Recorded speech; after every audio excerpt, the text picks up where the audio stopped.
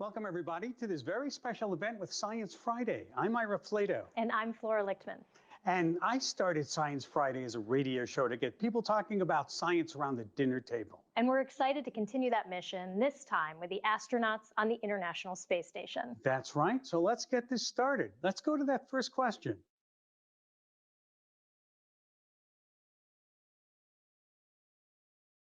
Hello, my name is Lucas. My question is, what are the primary scientific projects you are currently working on during your time at the International Space Station?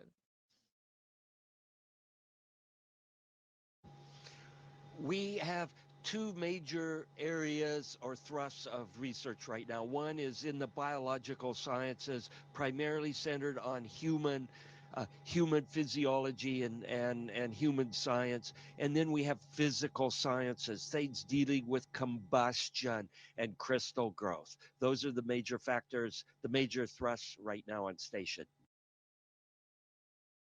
Hi, my name is Rashil, and my question is, what is the most surprising experience you've had while living and working in the International Space Station, and how has it changed your perspective on Earth?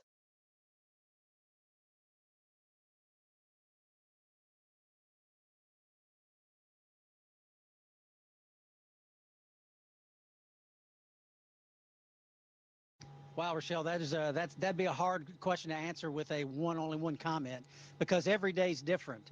Such the variety, looking out the window, different sights you see at different parts of the day and night cycle, hands in a microscience gravity workbox, doing science there, science throughout the space station. So you really cannot pick a single thing. It's all fascinating. Hi, my name is Olivia, and my question is, what have you discovered about growing and preserving fresh produce while living on the International Space Station that could help solve the world insecurity crisis? Well, we're doing all types of science with respect to food and growing food and how the root system draws in its nutrients, whether it's through the air or through water or both, and the humidity in there and everything else. So the science that we're doing here, we're doing now, the things we're learning certainly will be of great benefit across those arid places where things are difficult to grow. The more we learn, the better we get, and the more produce, obviously, that we can grow. Hi, my name is Mary Kate, and my question is, what is the most challenging part about living and working in space? For me, the most challenging part is dealing with a whole bunch of little tiny pieces of things, nuts and bolts and stuff like that. You open up a bag of vitamin pills and 10 of them float out when you only need one, and then you got to corral all the other vitamin pills. That's the most challenging part. Moving something as big as a refrigerator, that's easy. You can do that with your little finger. Hi, my name is Brooklyn, and my question is, have you done any research at the International Space Station on CRISPR engineered plants to help them survive better in microgravity conditions?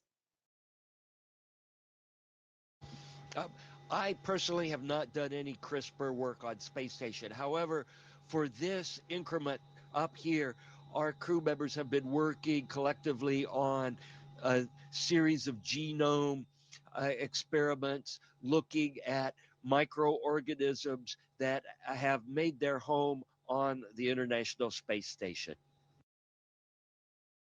Hi, my name is Avery, and my question is, have y'all used aeroponics or hydroponics in space? And is there a difference in how plants absorb nutrients in microgravity? We have done a series of experiments, both hydroponic and aeroponic. And by the way, homework problem for the student is to look up the details between aeroponic and hydroponic plant growth.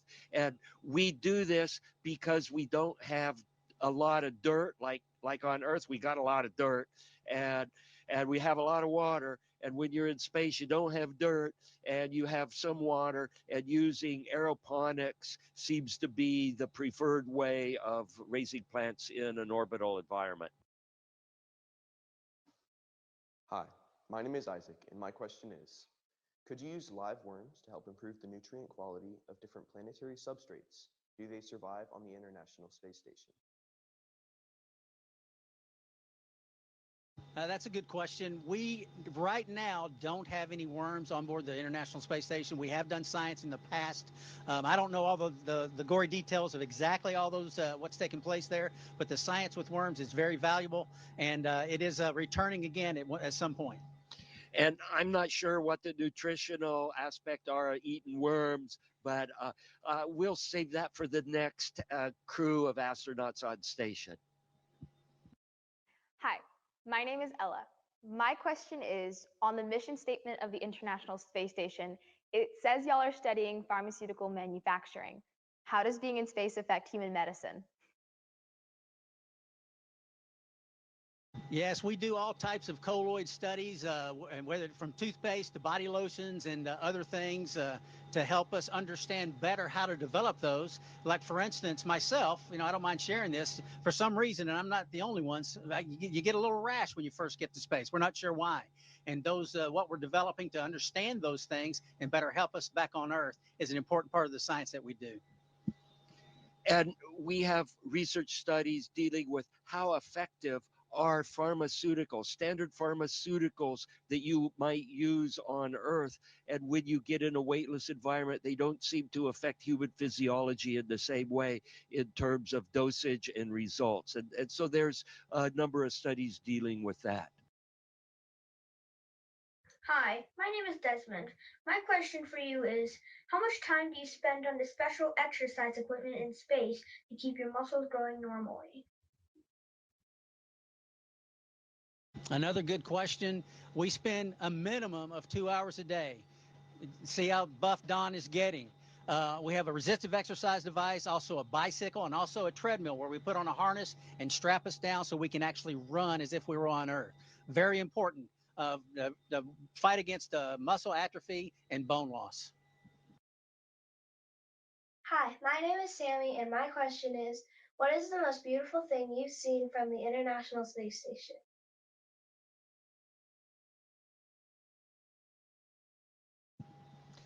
All of it. It's hard to pick out what is the most beautiful. And just last week, a surprise comet became very, very bright. Looking out the window of the cupola, and it's like, whoa, look at that. This comet, amazingly beautiful. And of course, we take pictures with them with the kind of camera equipment we have behind us here. So it's hard to say what is the most beautiful thing you see from space. It's kind of like choosing what is your favorite color or what is your favorite food. It depends on your mood, and it depends on the cuisine presented in front of you. Hi, I am Ricky, and my question was, what do you do when there's an emergency in space? Well, Ricky, we work with the ground very closely, and we simulate emergencies quite often. So if we actually have a real emergency, we know our procedures, we know exactly where to go and what steps to take. Again, coordinating with the ground all together to affect safety for all the crew members on the International Space Station. I'm Isha. We eat animal based. Hi, I'm Mrs. Gutierrez, and Israel would like to know, what do you eat in space? Well, we eat all types of food, just as if you were going camping, out of bags, rehydrated, and some of it meals ready to eat in that type of bags. And it's very, very tasty. Our food lab folks do a great job preparing the food for us. And I eat all of it. And eats all of ours, too. My name is Boston, and my question is, how does the space station have enough oxygen for astronauts to live there for months? We have a machine that provides oxygen for us, and it takes electricity and water and makes hydrogen and oxygen. We breathe the oxygen and we take the hydrogen, and we can combine that with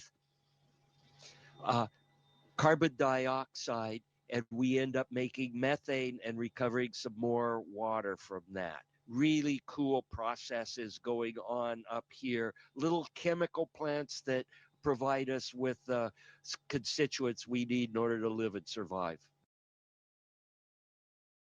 Hi, My name is Sophia, and my question is, do all astronauts sleep at the same time, or do they sleep in shifts? Well, Sophia, we sleep all at the same time. Our clocks are set basically with GMT about the time of London, Paris, that area of the world would be midnight there, would be midnight for us, and that's the cycle that we're on. We all sleep the same time. Hello, my name is Hadra Zahiri, and my question is, do you feel a force of gravity change as you get to escape velocity? Yes and no. You feel a large accelerations while your rocket engines are burning, and these are the rockets that blast you into space. But when the rocket engine cuts off, you are free floating and effectively weightless. We call that state microgravity. Hi, my name is Kevin, and my question is, what type of training do you get for going to space? Wow, Kevin, we would have a very, very long answer if we could talk for hours and hours about that.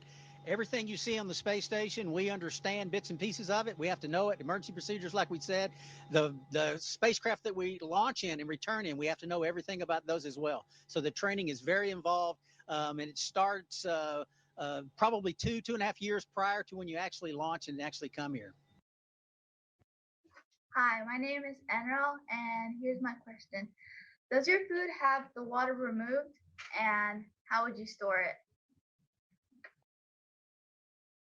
Okay, our food comes in two basic packaging. One is freeze dried, like camping food, and you have to add water to the package, and you kind of shake it up a little bit, and then yum yum, you can cut it open and eat it. And the other, it comes already with water, and it's in a thermal stabilized pouch. Think of something like the way you get tuna fish in the grocery store now, or the juice bags, and you just cut that open and you eat it right out of the bag. Hi, my name is Eleanor. My question is, how do you communicate with people on Earth from space? Well, Eleanor, good question. We use satellites, and we bounce our communication signals, satellites that are 22,000 or so miles above the Earth's surface. So they bounce up there, back down to the network on Earth, just kind of like you do. You use the same satellites, or maybe not the same satellites we do, but the ones in the similar positions. And we are talking to you with this video signal from a satellite using these communications right now. Hi, my name is Tyson. My question is, how does it affect your body when you go into space? The body does do very many changes. They say, and you can kind of feel it a little bit, that your internal organs kind of shift up into your body a little bit, which is good because it makes you feel thinner. Also, goodness, there's so many, also 20-25% of the food we eat actually turns to gas, unless you're Don Pettit, maybe it's a little more. Good question. And I'd like to add that we change the effective level of gravity by a factor of 1 million. That's what microgravity means. And you change any other environmental factor. Say you change temperature by 1 million. You'd be turned into a little carbon shard, a different kind of CRISPR. And the fact that human beings can go into space with a factor of 1 million change in gravity and still basically continue on, I find, is an amazing robustness that we as human beings have. I'm Blake, and I was wondering how an astronaut would know if it was night or day in space. All right, Blake, that's a good question. You know, we orbit the Earth every 90 minutes, so we get 16 sunrises and sunsets per day, per 24-hour period. But to regulate our body clocks, our circadian rhythm, we turn the lights off during the day inside the space station, and we turn it on during our waking hours. That's how we do it. My name is Olivia, and my question is, how has your understanding of the universe changed since living on the International Space Station? My understanding of the universe hasn't really changed. I can make observations and then I have to think about them a bit and talk with other people and read books, and slowly my understanding of what's going around us can improve. Some of these observations are subtle, like the zodiacal light. It's the light scattered off basically construction debris when our solar system was built, and you can see it right before sunrise or right after sunset. It's hard to see on Earth, but on orbit you can see these kinds of details, and that is how my understanding of the universe slowly changes with time. Hi, my name is Alegría.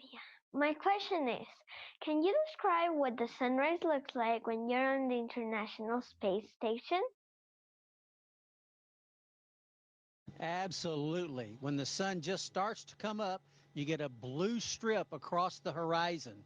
And as it continues to get closer and closer to the horizon, you start to see the colors. Just like a prism breaks down the light, the atmosphere breaks down the white light into the various colors like a prism. And then it's just as the sun is peaking above the horizon, the entire International Space Station turns to an orange color for 5 or 6 seconds. It's pretty amazing. Wonderful to see. And on Earth, because of Earth's rotation and orbit around the sun, it takes 2 minutes for the disk of the sun to slip below the horizon. On space station, because of our orbital velocity, it takes 7.5 seconds. So you can go from full daylight to full darkness in 7.5 seconds. Hi, my name is Julieta. My question is, the view from space must be truly amazing. Which natural phenomena from space can you see from the International Space Station? Well, there's all kinds of phenomenon that you can see from orbit on station. And one of my favorites is at nighttime, and it's called atmospheric air glow, because the atmosphere glows and it looks like a slice of key lime pie that's been laid on top of Earth, and it glows green, but sometimes it glows kind of an orangey red. Really, really neat. Atmospheric air glow. Hi, my name is Lixi. My question is, how does it feel going up to space? How does it feel going to space? Well, let me give you a quick demonstration. Like Superman.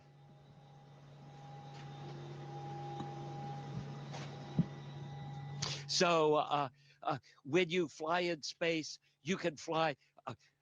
Butch flies like Superman. I fly like Peter Pan, because I can move around the room with much grace and skill. That was great. You know, we love hearing curious people getting answers to their questions. Absolutely. Thanks to everyone who participated, and especially the crew of the International Space Station. As I like to say, that's the show. We'll see you all next time.